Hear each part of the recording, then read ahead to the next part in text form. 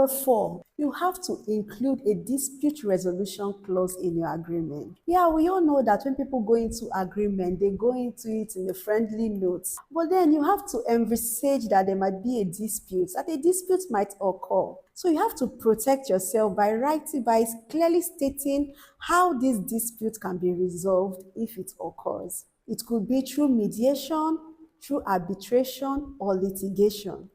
But it's always advisable that you go through mediation or arbitration first before you go through litigation because of the lengthy nature of litigation. Subsequently, on this series, we are going to discuss about ADR, meaning alternative dispute resolution. But for now, the take home is this: ensure that you write out your dispute resolution clause.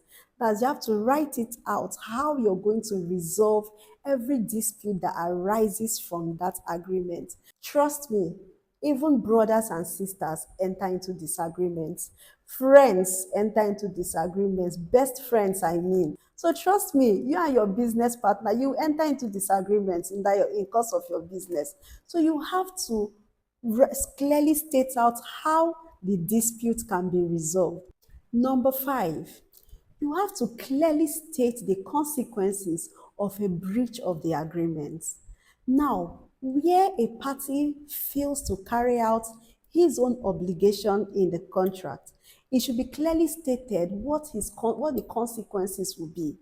If it's going to be if it's going to pay for damages, or there'll be a penalty, whatever it is, it should be clearly stated in the contract agreement.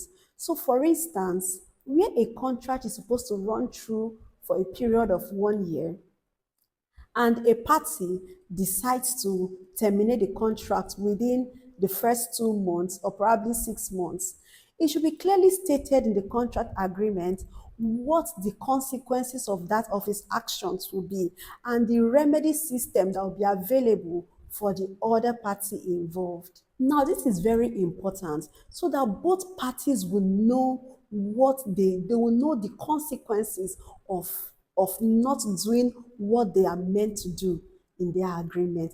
Everybody should know their duties, everybody will know their obligations, and then the failure of adhering to those things, they will all know the consequences. This is very important to be clearly stated in the contract. Number 6, you have to review the terms of contracts. You have to go through each term, make sure you understand the terms of contract.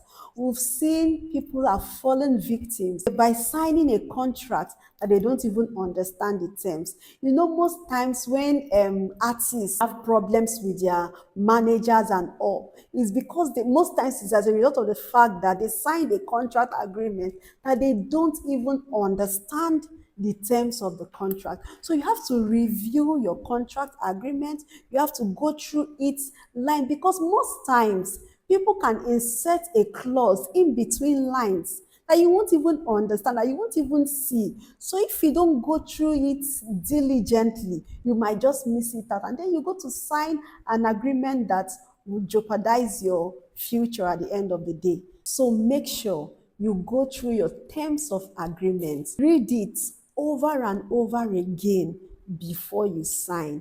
Don't sign what you don't understand. I repeat, don't sign, because most problems that happen these days that span from contract is because people signed what they don't understand. So ensure you review your terms of agreement before you sign it.